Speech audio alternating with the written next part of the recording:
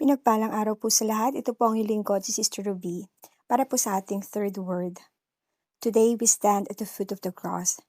As we look at Jesus hanging there, bleeding, suffering, struggling to breathe, we hear his third word that is written in John 19 verse 26 to 27.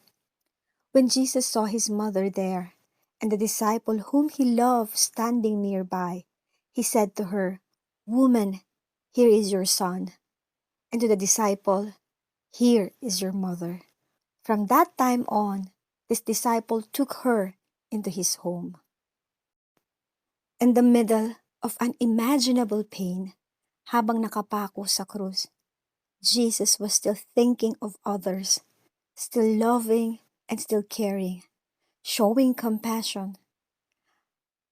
Habang tinutupad ng Panginoon ang misyon niya dito sa mundo, hindi din niya kinalimutan yung pamilya niya. Yung family na hindi sa dugo, pero dahil sa sarili niyang dugo na umagos sa krus, napabilang silang pamilya. Dahil they go near to the cross. Imagine, kung hindi mo kaya sila nagpunta at nagkaroon ng devoted heart to go near to the cross, don't you think this third word would be possible? I think it's no. And when we look closely at the people near the cross, we will discover the four powerful truths about what is mean to draw near to Jesus. Alam niyo po nung mga panahon na ito, bilang lamang yung mga taong lumapit sa Panginoon. Naroon ang mga Roman soldier who are there because of their duty. At naroon din po si Mary Magdalene, si Salome, si Mary na mother ni Jesus, at si John na isa sa pinakamalapit sa puso ng Panginoong Jesus. There are the one who are there because of their devoted heart to Jesus. At kaya po dito sa third word ng ating Panginoon, makikita po natin kung ano po ang ibig sabihin na kapag tayo ay lumapit sa Panginoon. As I said kanina, hindi po siguro magkakaroon ng third word kung hindi nagkaroon ng devoted heart ang mga taong ito lumapit sa Panginoong Jesus sa mga panahon na siya ay nakapako sa krus. Una po, si Mary Magdalene. Si Mary Magdalene po stood there near the cross because she knew one thing. She had been redeemed. This was the woman who had 7 demons, kung matatandaan po ninyo. A woman who is rejected, broken, and bound. But Jesus redeemed her. Kaya kahit delikado, kahit nakakatakot, Mary stayed near the cross. Because people who knew they've been redeemed will never forget the one who saved him. Amen po ba? Kaya naman po, Mary received a redemption placed for her. You cannot come near the cross unless you recognize your need for redemption. Tama po? Hindi lahat kayang lumapit. Hindi lalapit ang taong feeling okay lang siya. Pero lalapit ang taong alam na, Lord, kung wala ka, wala rin ako.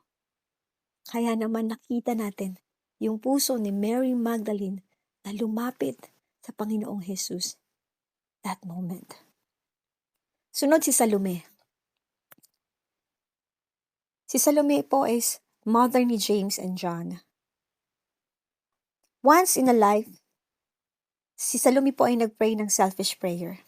Kung natatandaan niyo po ang sabi niya, "Lord, can my son sit at your right and your left in your kingdom?" Parang ambisyosa pakinggan, no? Competitive. Gusto ng posisyon, gusto ng honor. Pero ngayon, sa harap ng cross, Salome realized how selfish her prayer was. Alam niyo po kung bakit? Because the cross rebuked Salome.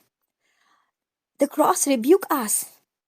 The cross exposes our worldliness, chief values, mga selfish ambition natin, yung mga Christian competitions natin, and yung mga blessed bragging natin.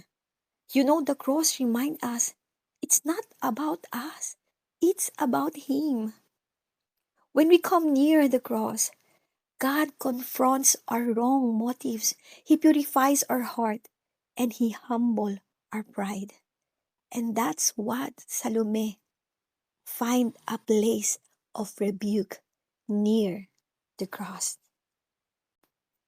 At ang pangatlo ay si Mary, the mother of Jesus, where she found a place of reward when she go near to the cross. Nung una po nating na-met si Mary, it was at the wedding of the Galilee, full of joy and full of miracles. But now, we see her at the funeral, full sorrow and full of pain dahil kung meron man pong durog na puso at sa sandaling ito, walang iba kundi si Mary yun. From the moment Jesus was born, Mary carried a calling that came with suffering. Alam natin for sure, ang daming pinagdaanan ni Mary nung nasa sinapupunan niya si Jesus. But lahat ng yun, hinarap niya. Because she knows who is the one na bit niya. The one who is the King of Kings and Lords of Lords. And that is Jesus. At sa ginawa niyang iyon, Jesus gives her a reward. Sabi ng Panginoong Jesus, "Woman, behold your son."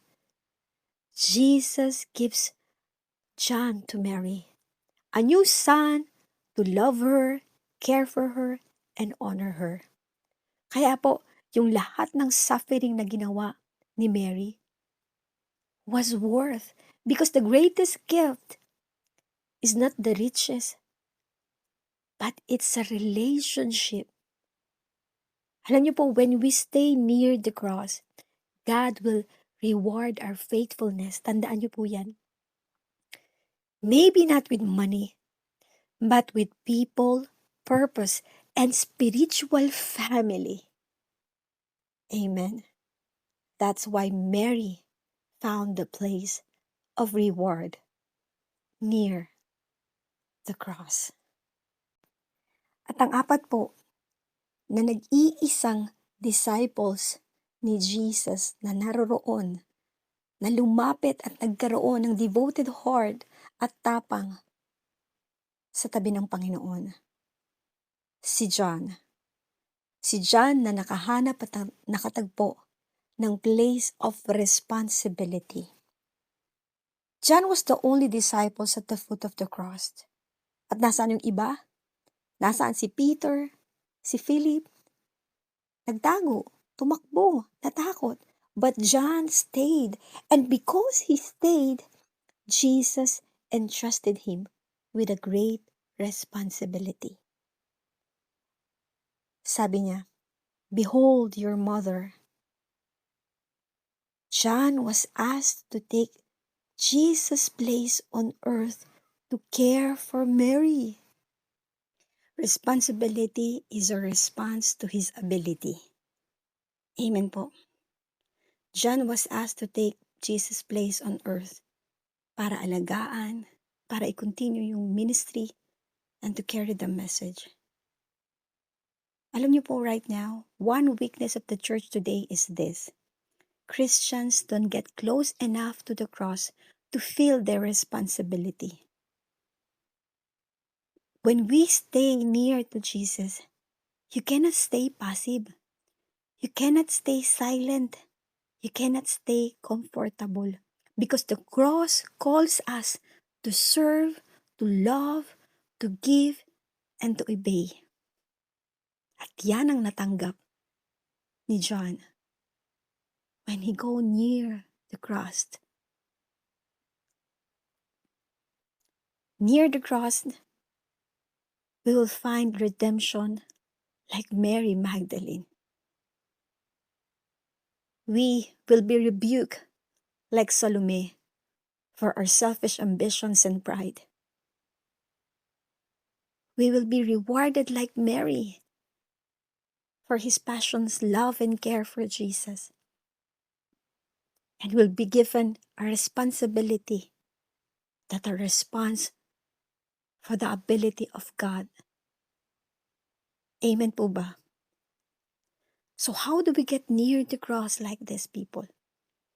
Remember to recognize your need for redemption and reach out in faith in Christ Jesus. Mga kapatid, come as you are. Come broken. Even you're insane, come empty and needy. Because the cross is not for the perfect. It is for the desperate. You know, as Jesus hung on the cross, he looked at the people near him and he responded with compassion. Katulad pa rin hanggang ngayon, he looks at us, he looks at you with the same compassions. Nakikita niya yung pain natin, yung mga struggle natin ngayon, yung mga sin natin, at yung mga pangangailangan natin. And he is saying right now to come near the cross. There is the redemption for you. There is a correction for you. There is a reward for you. And there is a responsibility for you to take on. And the closer we get to the cross, the more our life will change. Amen po ba? So let us all take the courage. Amen. Courage in the care, power, and provisions of the Lord. Kung inalagaan ni Jesus yung sarili niyang ina sa gitna ng kanyang paghihirap, gaano pa kaya tayo na sumusunod sa kanyang salita? If he was eager to care for his mother in his moment of weakness, how much more he is eager today, right now. Amen po. In Jesus' resurrections, the power and heavenly glory are now taking care of us, providing for us, and carry us, right? So kung nagawa niyang tugunan yung pangangailangan ng kanyang mahal sa buhay habang siya'y nakapako sa krus, gaano pa po kaya ngayon na siya ay buhay, maluwalhati at makapangyarihang nakaupo sa banal na trono ng Diyos sa langit? Walang pangangailangan natin ngayon na hindi niya kayang punan. Walang luha mo na hindi niya nakikita. Walang bigat mo ang hindi niya kayang buhatin, mga kapatid. And if Jesus purchased the church with his own blood and designed it so that mothers find son and son finds mother, and that's a lovely thing that we will find a family, a real family. Amen po ba? Marami po ngayon ng mga taong mayroong pamilya sa dugo pero hindi nararamdaman yung pagkapamilya. But when they find the real church, the lonely find family. Amen?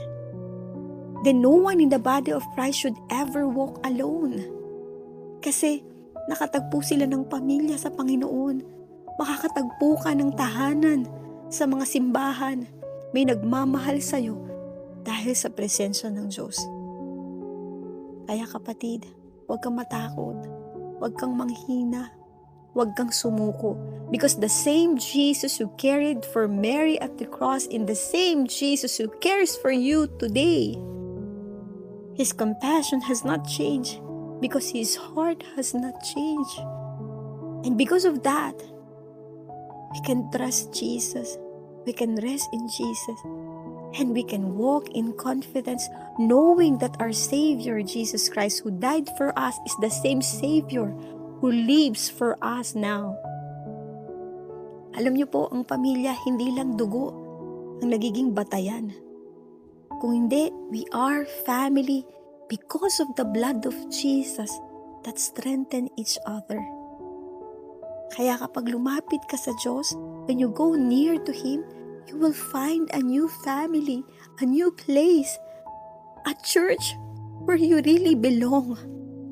Mga kapatid, welcome to Family Church of Jesus. To God be all the praise and glory. Pinagpalang araw po sa lahat. Ito po ang lingkod, si Sister Ruby, para sa third word ni Jesus sa cross.